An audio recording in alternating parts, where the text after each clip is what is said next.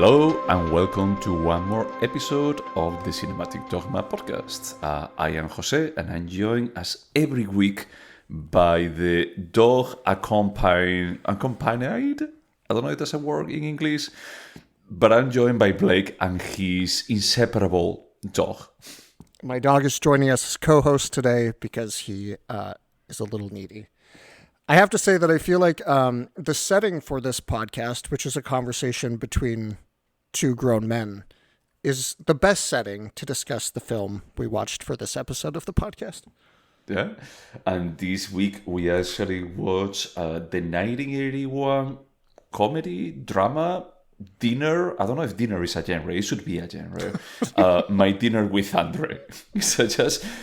I think that we have talked in the past about like movies that they push the boundaries of cinema and they change like how we perceive cinema. I think that My Dinner with André can be like one of those about like this movie is about two people having dinner. We can get into that statement a little bit later, but I do want to say that in the Wikipedia article about this film, which is obviously the best source of truth, this is listed as a comedy drama. Yep.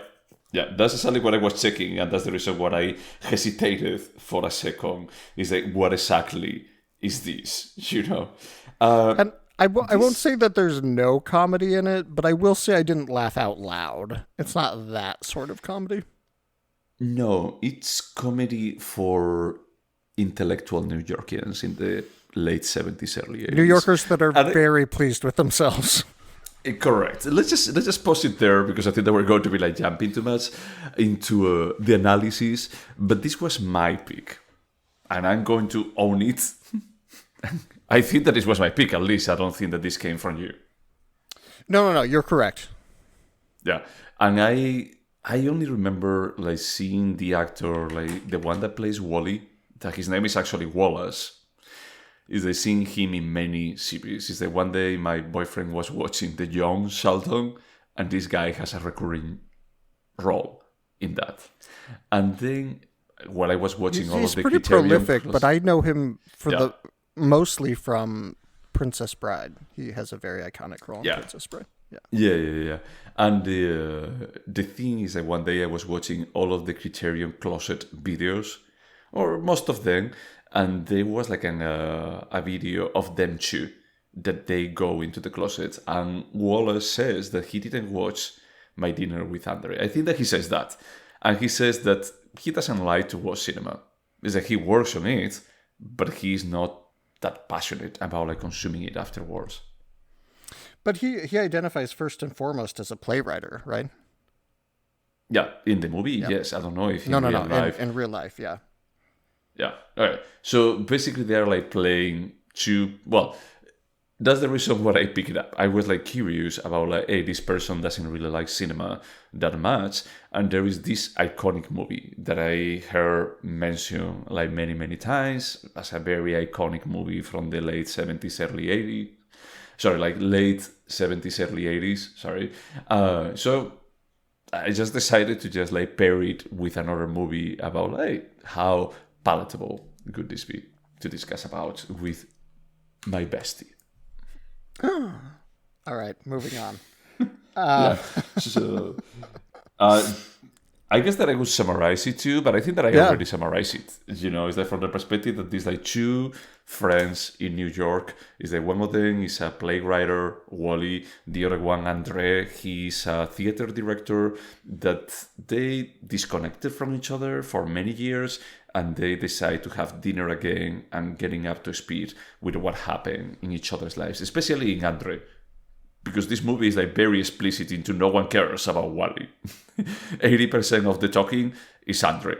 Like talking about like random stuff, about like what he did with his career, how he went to Poland, I think that it was, how he traveled to India, to the Sahara Desert, like dinner parties in New York, and then like discussing a bit about life in general. But basically, it's as you said at the beginning, it's just a conversation between two people, two somewhat friends that they are not that close anymore, but it doesn't get too personal at any point. I mean, from Andre's perspective is that yes, he talks about himself, but they don't talk about each other You know, they don't talk about like their friendship or anything. It's a bit more of a Wally asks questions and and the replies. philosophical Yeah. and Yeah. well, at Yeah. some Yeah. point for the first half, it is Wally just asking questions, but there's this flip that's switched maybe halfway through that Wallace is like, "Nope, I'm going to talk about my electric blanket."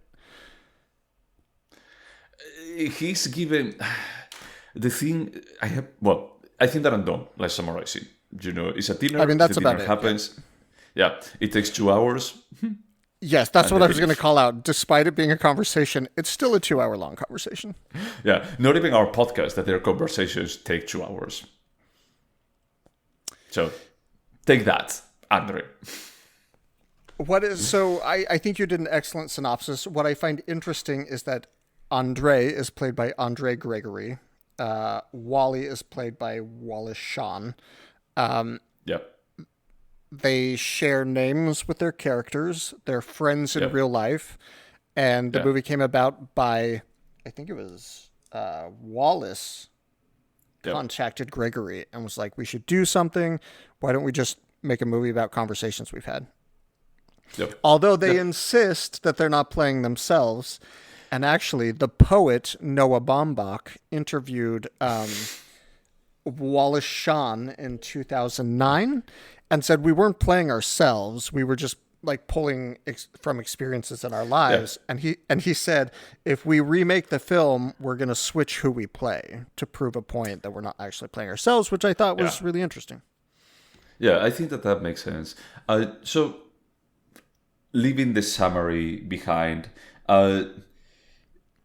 I feel a bit concerned that it's like André is supposed to be... well, André is actually portrayed as the guy that knows all of the, you know, like, how do you say, like cultural references. He's the illustrated one of the two. You know, it's like he talks about like the Surreal magazine. I don't know what was the name anymore. Like all of these authors. He connects like a lot of different... Minotaur, yeah. He connects like a lot of different like cultural reference from theater, literature, the arts in general. You know, he has like a bit of a worrisome focus on Nazis and Hitler. There is a bit of a... I don't know how this was taken in 81, but right now it's pretty weird. But the other one, as you were saying, that, hey, now actually Wally is going to talk. And the stuff that he says, he's more of the layman perspective. He's a bit more of a, not ridicule, but more about like this guy is telling you about this, you know, like bigger than life kind of things, and you're going to be like talking about your electric blanket. That's your contribution to this conversation. I mean, in fairness, he quotes Schoenberg. He quotes a number of philosophers, particularly talking about how... Do you remember when he was talking about how this philosopher said, if you could ever experience your whole self, then you wouldn't be able to contain it? Oh, yeah. He was a Latin teacher. He is educated. And I think this is why the film is so interesting to most people, is because two such different people present such different experiences. And I feel like no matter who you are, you're going to identify with one of them more than the other. And you're going to feel like that character is going to explain your point of view character, so you can emotionally invest. I mean, I'm sorry, I cannot agree with that, because I felt like Wally was basically an audience to André. Is that he was only there for asking questions and making like the story like move forward. But it's what I was telling you, is that André is going to be like talking 80% of the time. And I mean, like I said, so much like back and forth. I agree. For the first half of the film, he just asks questions, but then he just jumps in with his own opinions pretty consistently. I felt like it was pretty minimal, dude. I mean, maybe I do so for something, but I feel like until the end, until when they start talking into, hey, as a society, is that we are like so complacent and that we want things in a specific manner, is that until that last part of the conversation, is that I felt like he was just like, tell me everything. I just want to know. I just want to hear. Everything else just felt like it's pretty minimal. I mean, in fairness, is it? I mean, that's what I do when I'm forced to hang out with people I don't want to hang out with. It's like I don't want to invest my energy, so I'll just let them talk about themselves. Yeah, that's an absolutely fair part, you know. But it's I just think about like how it's displayed when they arrive to the restaurant. Is that he doesn't know even like the food that they have there. And it's not like when you have like your phone and you could ask, I'm going to be like checking the pictures or anything. So we're already predisposed into they come from different status, at least from educated perspective, they come from different status. Do you think it's education or do you think it's wealth? I think that it's both.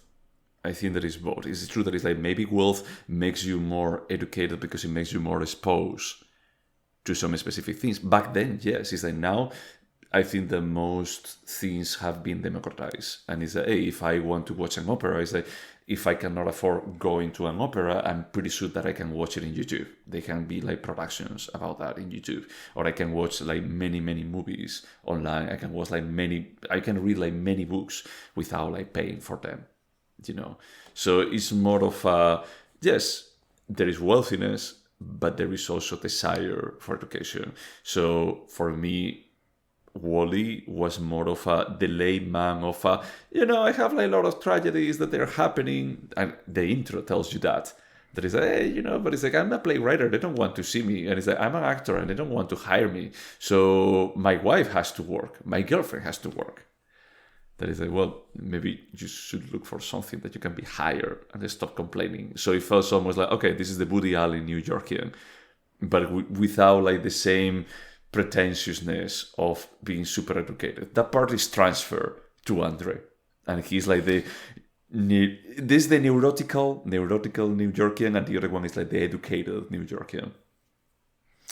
I can see what you say. I don't fully disagree, but I do think there was a particularly illuminating piece of the conversation that actually centers around the electric blanket, where André talks about how comforts basically stop us from really experiencing reality.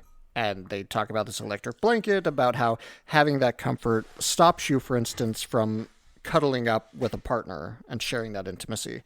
But I read a very interesting analysis where they talk about how Wall-E has no choice in escaping the coldness of New York winters, whereas André is like, I'm going to fly to the Sahara with a Buddhist monk, and I feel coldness to connect to reality when one is honestly the tourist there, and it's André instead of Wall-E, who's like, hey, I'm rooted in reality, you are not.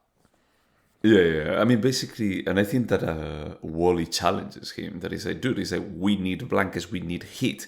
It's like, there is a winter going on here. You cannot disconnect from the reality here, So I understand like that part, but I'm not saying that they are not like different characters and the likes. I just feel like the movie is more centered, or the script is more centered into just giving room to André to talk and talk and talk. It feels like a stream of consciousness, of just jumping from one concept to another. And honestly, for me, this movie felt like work. It felt like work to you? It felt like work. Because besides that, it was like 1 hour. It was like 1 hour of this movie, and then I was like, I'm not sure if I'm liking it or not. And then I watched it from the beginning with my boyfriend, and I was like, I don't like this kind of never-ending stream of consciousness not going really anywhere, because I don't care about like half of these things. It feels pretentious, especially when they mention in Berman the Seventh Seal. It was not the Seventh Seal. It was Autumn Sonata, which is important in the context of the script because it was the only film Ingmar did with Ingrid. Okay. But they don't mention Ingrid. They don't mention the Seventh Seal. They do. They bring it up. They discuss Ingrid's performance. Dude, okay, I think that might sorry, they don't discuss it together, I think, but Wall-E talks about it in his narration. He says something. He's like, "Oh, just 10 blocks from here, I saw Autumn Sonata by Ingmar Bergman," and he talks about something Ingrid did. Anyway, it doesn't matter. But I'm shocked that you felt this was work. Although I have to admit that I wondered when I was watching this. I have the greatest admiration of your skills in the English language. I compliment you all the time, and I mean it. But I wondered, like, is Jose... Like, my husband is also a Spanish speaker. That's his native language. And I guarantee you he would miss some of the nuances. It's not even nuances. It's just like, I don't know. I was just listening to this guy talk and I was completely enamored, but I could understand if it didn't work that way for everyone. I was marveled that this felt like no work at all. For me, it was all work. Honestly, it was. I'm not. I don't want to jump into the questions now, but this is a movie that I won't watch again ever.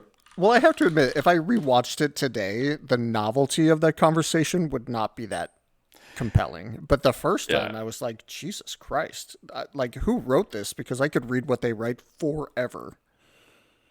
So for me, it felt pretentious. I mean, I think that this may be like a bit of a difference, like between us.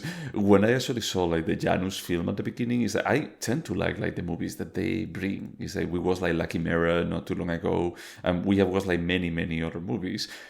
But one thing that I read is that Janus film... Janus released all 39 of the available Ingmar Bergman films, so are you saying that you like... Correct. What I was going to say is that actually how it became like popular is because it started bringing like Bergman movies, Antonioni movies, and other like European authors that back then they didn't have like any big circuit, like big publisher behind, So they were ahead when it comes like to the art, to the medium itself.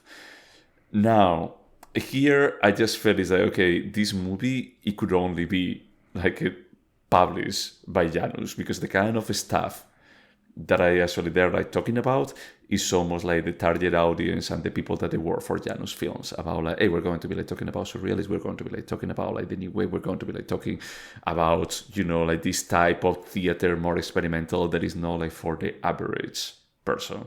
So I don't know. It's not even really for consumption. It's like a Bella Tarr sort of cinema.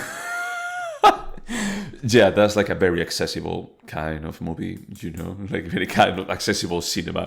But what I say, it felt petulant, I felt a bit more like arrogant when I was hearing like André like talking and just jumping from one story to another, where he was trying to find his soul through doing like a, how to say, like a Le Petit Prince adaptation in the middle of the Sahara Desert with a Tibetan monk. It was like, dude, this is a parody. This is like a comedy in itself. But it's like, no, but you're taking yourself like too seriously for the remaining 2 hours. So this is serious. So I didn't know exactly how to take it. So it felt a bit more like, okay, I had to put up with this more than just enjoy it. That's the reason why I gave you a bit of a way out of hey, you haven't watched it yet, we can avoid it. Because for me, it was that's like, I'm fine. Yeah. I thought you just really wanted to review a different film. I was like, no, I'll watch My Dinner with André. I've been meaning to watch this film for years. Yeah. But yeah. It is interesting because the first time I saw a film like this was a French New Wave film that came out in 1969 called My Night at Maud's, which was directed by Eric Romer and is part of his 6 Moral Tales. It's a series of 6 films. Each film has moral. But essentially, this is 2 French people in a room discussing culture and religion for 2 hours. And I was like, there's no way I'm going to like this film. And then I saw it and I was like, this is the greatest film I've ever seen. Like, this is all film needs to be, is 2 people talking. So when I started My Dinner with André, I was like, this is the greatest that cinema has to offer. I don't know. I mean, and this is something interesting because we have talked about movies that they are like theater plays. This is basically a theater play. Now, I don't think that I will go to the theater for just watching 2 people sitting down and just talking with each other for 2 hours. It's not that I need action or not. I could be wrong, but André saw this as a play, and Wallace convinced him this should be a film. Oh, interesting. I think that it may be more palatable as a film than as a play. Because there is no evolution on the characters or anything. It's just randomly talking about who they were. I would say it's more elevated than randomly talking. They're talking about philosophy and culture and ideas. Sure. And so if we agree on that, I would agree if you didn't find the dialogue compelling as a film, you certainly aren't going to want to sit in a dark theater in an uncomfortable chair and watch this for 2 hours. I would no, happily. I wouldn't. Yeah, that's what I'm Yeah, saying. I would happily see this as a play, but I love the film. I wouldn't, but I can tell you that is a, hey, if I go to the cinema and this happens, it's like, well, maybe I take a nap, or maybe I put up with it, or maybe I leave. If I go to the theater and this is what is playing, if I go to the Steppenwolf and this is what I get, That's what I was just going to say. You would see this if it was at the Steppenwolf. No, because all of the plays that I've seen in the Steppenwolf is that, they can be more minimalistic or whatever, but there is some kind of trajectory with the play. Is that this is like the problem that I have is that it's almost like telling you concepts, like philosophical concepts or philosophical ideas or perspective about life. And it doesn't connect with me. It's just telling me like random tidbits that you as the screenwriter, you think that they are interesting. For me, receiving them, I just feel like this is nothing. You're not using this vehicle that is cinema for actually like just building characters or building these ideas. It's that you're giving them as arid as you can to me. I don't know. First off, I appreciated the actual discussion of the ideas, even when some of them are so deeply absurd. Like André describes a moment where he was in the Sahara and he felt like he should be eating sand, so he ate sand until he vomited, and he felt like this was some sort of badge of intelligence or something. But then what's interesting is he's like, and I feel like the dumbest person in the world because all of these stories are fucking ridiculous, but I can't help but subscribe to this way of life, and he genuinely believes this while understanding he seems ridiculous. Whereas Wally also discusses these ideas, but we get a different perspective. I just appreciated all of that. I don't know. I thought it was crazy good. Like, crazy good. Okay. Yeah, it didn't click with me at all. At all. But nothing. Honestly, it's like I felt like just upset, like at several times, like with this movie, about like, don't take this like the wrong way. Is that we already watched Megalopolis. We don't have to keep like mentioning it. Megalopolis is a movie that I didn't leave the cinema because we were going to discuss about it. My Dinner with André is a movie that if we were not going to be recording about it, I wouldn't have finished it. It's rare we disagree this much about a film. I know, but it's like I tried to watch it, I started watching it on a plane and I was like, got to half of it and I was like, I'm not feeling it. I would finish watching it at home. It's not that falling asleep. It's like, I'm not feeling this movie. When I tried to watch it at home, I actually just asked my boyfriend for that. Let's just watch it together. We can watch it from the beginning. He's the guy from the John Sheldon, So we can just like, and he's like, oh yeah, the guy that doesn't like movies. Let's watch that. So, both of us, we were very off-put by it. Okay, yeah, there can be like something bigger than life here.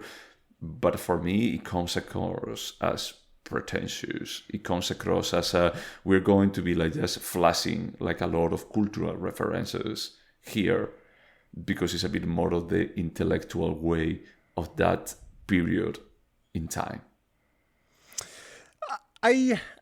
I see what you say, but I don't think they were throwing cultural references out just to throw cultural references out. So the Polish director that André in the film worked with actually did all of these theater exercises. So like the beehive was a real thing. And there's like this real examination within theater about the line between characters and actors and when actors are the characters and when characters are not the actors and how all of this is... Jose has raised his hand. Please. I raised my hand because you're going to like what I'm going to say. Is like, yeah, who also like did that specific study about like what is the line between the actor and the character? Is Bergman in Persona, and I think that there is like way in Persona. Ingmar Bergman in Persona actually like plays with that idea, and he actually develops like the whole story around it. And I think that there is like way much more merit than actually like just like flashing like these things. That is like, okay, yeah, that's cool. Is that if I actually were interested about all of this, I would be like just getting in 1981 like a magazine about new theater and I would read all of these. So I just feel like, hey, these are like two friends like telling each other about like interesting articles that they have read in whatever like cultural magazine that they read. I think this was theater for people who are absolutely enamored with theater theory and want to have a bunch of stuff about Brecht regurgitated in a quote-unquote sophisticated New York way, put by two people. We kind of despise both of them in different ways. So if that's not your thing, it's not your thing. It's my thing. That's absolutely fine, dude. I mean, that's absolutely fine. I'm not criticizing you for that. It was more no, I understand. I'm surprised. Yeah, I'm surprised that you connected like so much with it. I'm happy for it because I was even feeling guilty about like when I was just like, oh, dude, we're going to be like hating this, and he's going to be like just blaming me for making him watch it. So I'm happy that you liked it. Yeah, no, I can't wait to score this. I really can't wait to hear our scores. Yeah. Should we go by the questions first? Let's do it. Okay. So, would you watch it again? The answer is yes. I'm a little bit nervous just because I can see not just your experience, but listening to this kind of inane conversation for me had novelty and might not be fun to watch super soon again, but I will watch this again. Also, I'm thrilled, can I just say, to understand every My Dinner with André pop culture reference from now moving forward. Like, there's a scene in The Simpsons where that kid with developmental disabilities, he's playing an arcade game called My Dinner with André, and it's just two characters talking about characters being actors. Oh my god, I had to check that out. I will never watch this again. I have to be honest. I mean, maybe in many years from now, is similar to what we have done with other movies that we think there is. We both watch it and we loved it, or we hate it and we want to revisit. Is how we have changed through the lens of an unchangeable like piece of art. Albeit many distributors are showing us that pieces of art like cinema can be changed. But let's just say that is hey, if I watch this in 10 years, am I going to be like feeling the same way or not? Because who changed it is me. It's not a movie. But otherwise, I'm not going to go out of my way to watch it. And if they're playing it on TV, I would change the channel. I'm going to put this on our TV. Google Calendar for 2034 to see if you've changed your your opinion. This has changed as a human being. Would you recommend My Dinner with André? So before we started talking about this, my answer was yes, and to anyone. Now, based on this conversation, my answer is yes after I figure out a little bit what they're interested in seeing. I think it's a great film, but I understand it's not for everyone. Yeah, sounds good. I wouldn't recommend these. I can never, not in any situation. Dude, is that you don't want to be like in the receiving end of this. If I actually see someone that is like that pretentious of just throwing, like my way, like this amount of reference per minute, is like probably, and they are into theater, I may actually say, oh, did you watch My Dinner with André? Like, did you? Maybe it's going to be your cup of tea. A film that did this somewhat recently, I also love this film. Maybe I have a type. Were you annoyed at all the references in Tar? No, because Tar actually goes somewhere, and it actually uses those references in context. I mean, it's true. It's like these two, they come from the theater world, but it's that they don't restrict themselves about only talking about theater. They talk about like the arts in general. They mention like Pollock. They mention Berman like multiple times. Mathematicians. Then they go into Scottish mathematicians. The mathematicians, that's true. Yeah. That part is like, okay, you guys want to throw like random reference on the screen. It's like, especially about theater, it's true, but it's all over the place. And in Tar, it's about like classical music, directing, and the likes, but it's like everything is in context. It's like you need to know all of this for actually like just being big in that world. So I feel it's like, hey, there is a passion here, and there is actually a context for putting this passion in place. Understood. Thank you for answering my question. Sorry. Could you remember My Dinner with André? No. I mean, I'll remember it's a dinner with two friends, but come on. Even all the references we just threw out, we're going to forget those in a week. We'll be like, what did they talk about? Yeah. No, I 100% agree. I don't think that I could remember more beyond that. The old guy from the Jones Sheldon has dinner with this other guy that is super obnoxious and pretentious. That's it. That's as far as I can go. Are you recommending young? Well, no, I don't care. No, it's not as... I don't know exactly how to say this. I was expecting it to be like the classic sitcom as Big Bang Theory, and it's more of the modern sitcom that doesn't have like a laugh track or anything. And some of the jokes, I mean, my boyfriend watched the whole thing, and some of the jokes were like, okay, this wasn't terrible, because the thing is that they don't focus so much on only Sheldon. They focus also a lot about the rest of the family, and some of the characters are okay. All right. So, is there anything artistic about my dinner with Andrew? Yes. First off, André is an incredible monologuist, if that's a word. He blew me away. And I thought the script was really great. That's completely true. You don't have to laugh about it. I respect it. I think when you were saying about like the monologue, I agree with you that the guy talks. Some of the scenes are like 5 minutes. The whole movie is just a scene. It's not that it's like a single take, but it's like a single scene of them just sitting on the table. There is like an intro and an outro, but it's like basically it's them sitting there. And there are like some of the parts of the conversation that is maybe like 5 to 10 minutes of André talking non-stop. And he does like with a rhythm, with an energy that I respect. Like mad respect for the guy. Is that I don't think that he memorized like the whole thing, like for being able to deliver it in a single take. Is that this is not Hunger, by Steve McQueen, but still is like pretty. It has a merit. It has like some art in there about like being able to deliver it in that kind of flowy manner. That felt super real. Like it just felt like two friends talking, and I was like, when you're saying so many words, that's hard.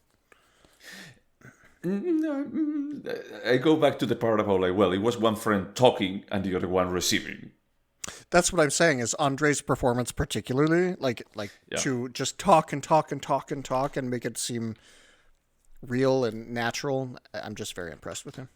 Yeah. On that, I agree with you. And I think that that's like the artistic part, but there is nothing else. There is like the script and the acting. They're the two things that they can be artistic here, because the restaurant is not that artistic, like the stage that they use. Did you catch that everyone was like 80 years old of the waiters that they have?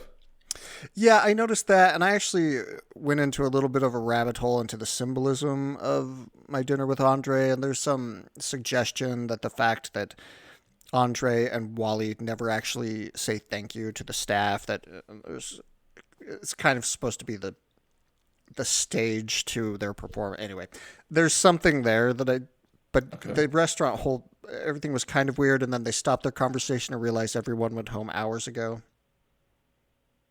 Yeah, it's weird. It was a little odd. Yep. Yeah. Okay. Do you think that this is a timeless piece? Oh yeah. I mean, this is already almost 50 years old, and I thought it was great. And also, it's survived the test of time, right? People are still referencing this movie like crazy, for good and bad. Yeah, for good and bad, you're right. I'm going to go with no, because it's like the idea, yes, is timeless. It's like it's just two friends like talking, It's like we're talking, it's like we are having my breakfast with Blake right now, as it's in the morning. But I think that because he has like so many references to that period of time, is that for us that we are like close to that era, is that this may make sense. But 30 years from now, is that I don't know if people are going to be like looking at these references as some of the biggest in time that they can connect with. I had the feeling that this is a very 70s, 80s conversation in New York. Like super 70s, 80s. I won't say you're wrong. I don't know how many of those references were specific to 1980. Because a lot of things they were referencing was theater from the last 100 years, 150 years.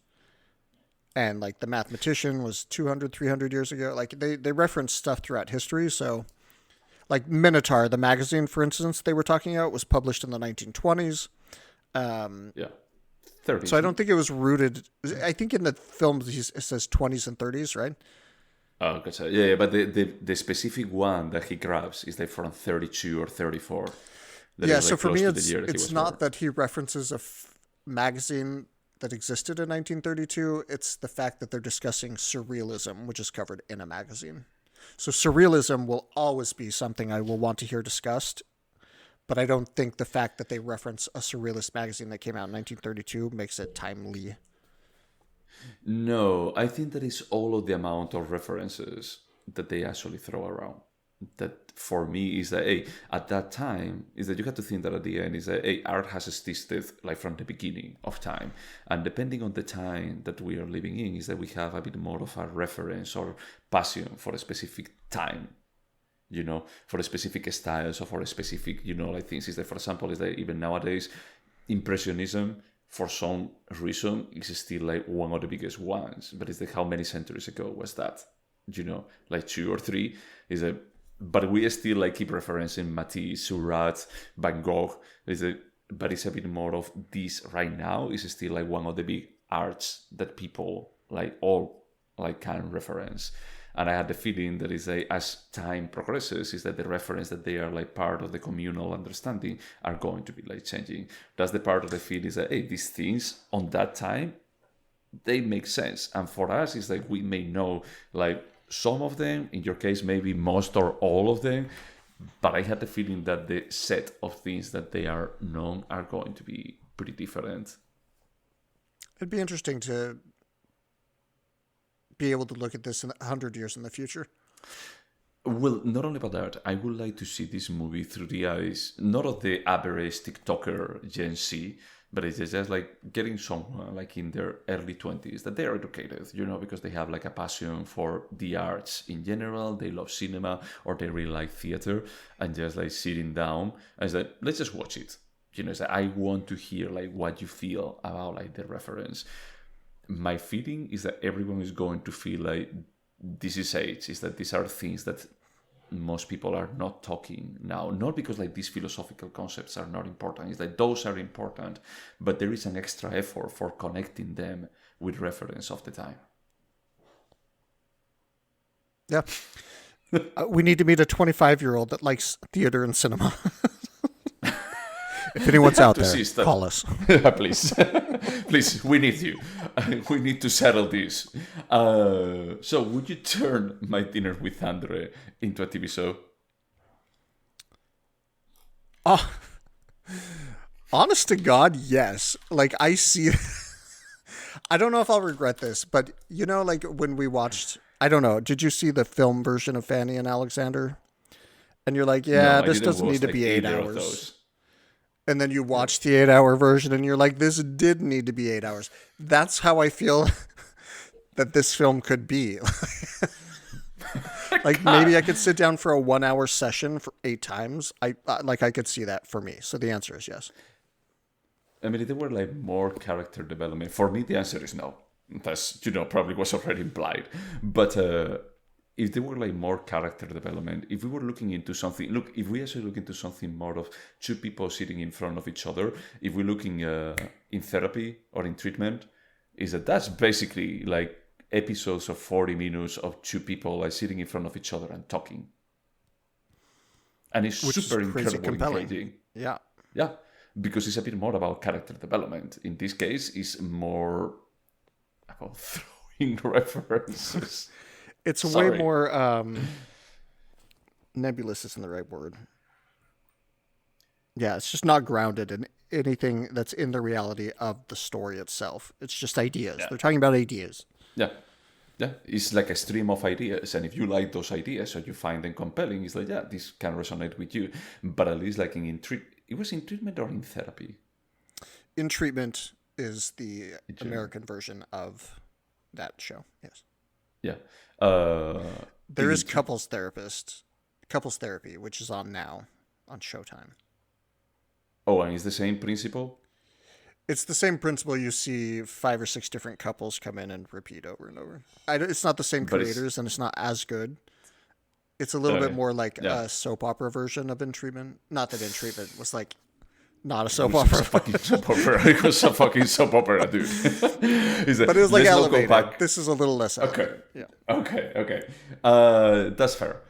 So I think that there is ways of making like this engaging of just two people, but this is a subgenre of the two people talking with each other for a very long time genre.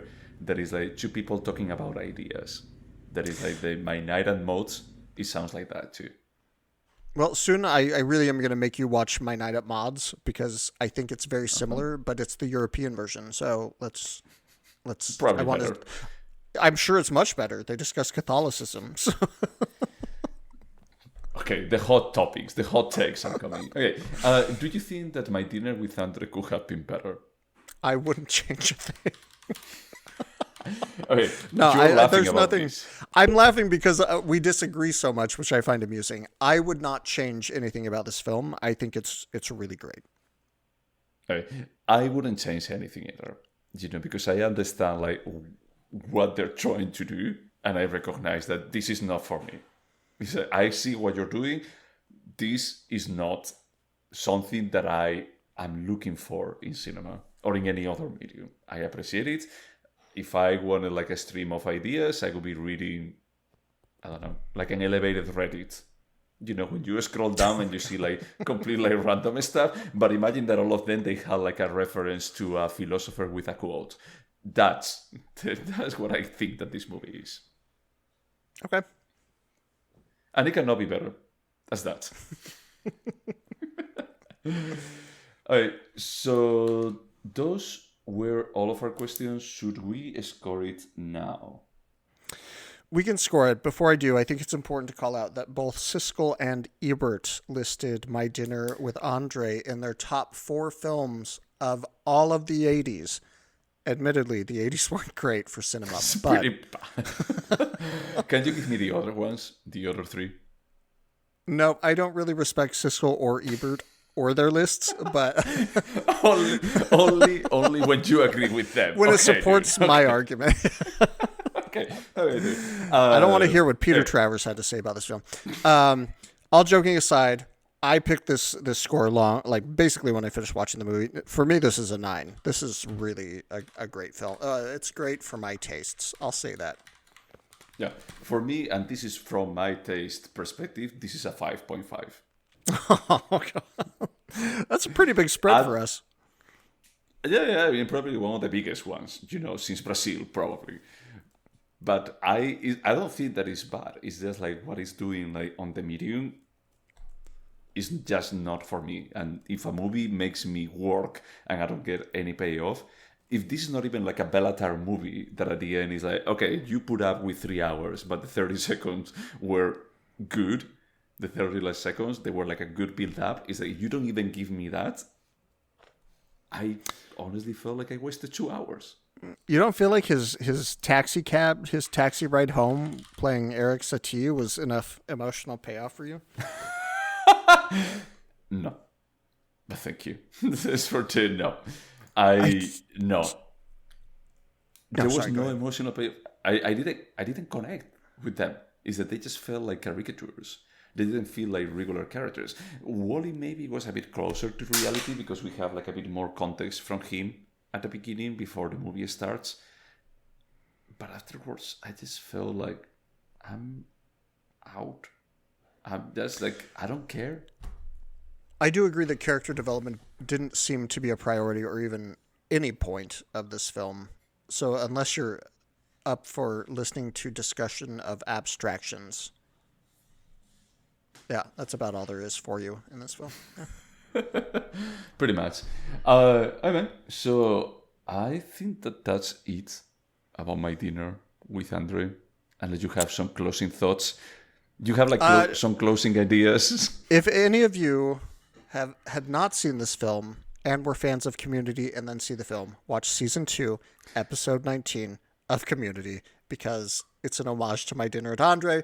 I think even though you didn't like the film that much, you'll find it hilarious the way they Yeah, I may actually go back to watch that episode again. I remember like liking it. It's also half My Dinner with Andre, half Pulp Fiction, so it's just a solid episode. No, that's true. To everyone out there, thank you so much for putting up with us during the Cinematic Dogma episode. Until next time. Bye.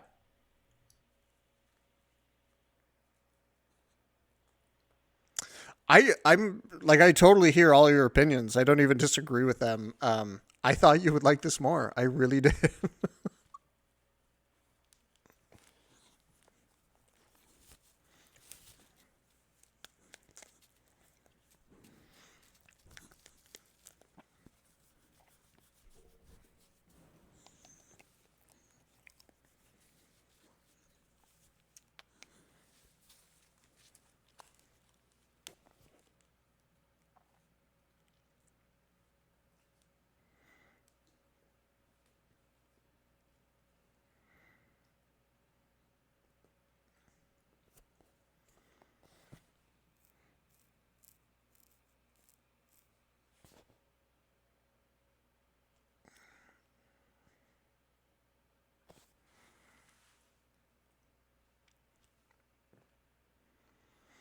I mean, even your favorite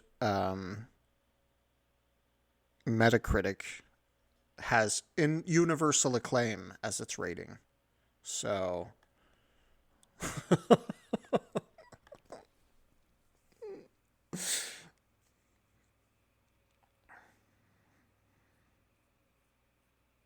yeah, that's fair. And I'm not saying your mood is responsible for your opinion, but if whenever a movie starts to feel like work, I'm like, fuck you, movie.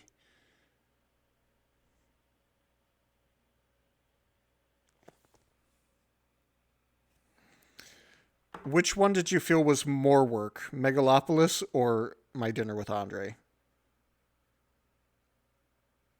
Are you kidding me?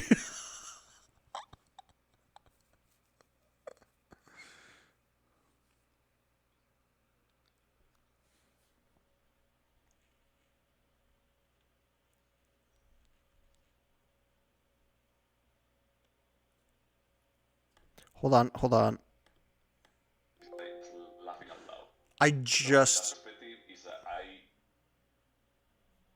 Can you hear me?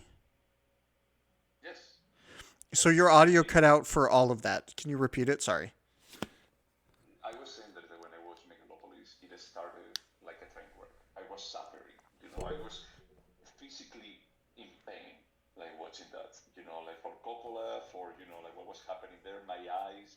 You know, until I got to a point that it's like, hey, I'm trapped here, so I better do like the best out of this experience. And I started like hating watching it. I started laughing loud. About like this is so bad that is incredibly good. Good. You know, with this movie now is that the problem that I have, and it's a bit more of my personality, movies that they try to be displaying how smart the characters are, and they make it like their main focus. So half of Woody Allen movies is that I tend to be a bit upset with them. They're not for me, basically, and this is like the quintessential. This is smart people presenting ideas, only presenting ideas. But, and this could be me just being defensive, but there are people that are actually that smart, right? Don't they deserve representation on the screen? Or we have to dumb everybody Yes, down? yes, they do, but I don't care about them. It's like it's not a story that I want to hear. It's not a story that I find compelling. You know, and besides that, I was like more curious about hearing that. Okay, I want to see the contrast of Andre's life with Wallet's life. Wallet's life is basically dispatched in a how do you say like a voice off, like a no voice about like he says, oh, we talk about my life and my girlfriend. At the beginning, Andrea didn't want to share about like what happened like or during these years, but I asked him, and did he actually like answer? But no, no, I want to know also what happened with your life. I want to see like how absurd. If we had like a contrast between both worlds, between like both characters, I think that would be like way more humanizing. Otherwise, is that they are just excuses for putting ideas there. So Wally's girlfriend or wife in the film is Debbie. He's been married to Debbie since the 70s for real. She hadn't published anything by the time this film came out, and now she's one of the most respected fiction writers ever and taught at Columbia, and she's like a big fucking deal. Oh, wow. And she's one of the people at a table in the restaurant. Oh, in another table? Yep. Oh, that's cool. That's cool. So don't get me wrong. I completely understand that is that this can be respected or appreciated or whatever you want to call it. It's not how you want to spend 2 hours watching a movie. I get it. Nope. The same way that you don't want to spend like 2 hours watching Brazil. So. I have stronger opinions about Brazil than you have about it. Well, because I'm more respectful. Of bad cinema. Great.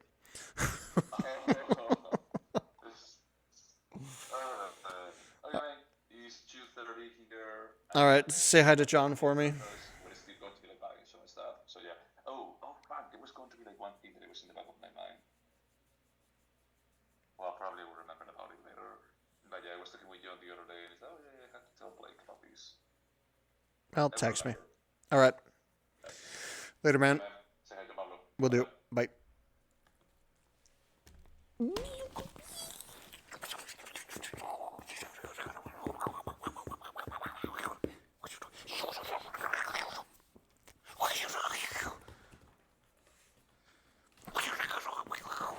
Who's your dad?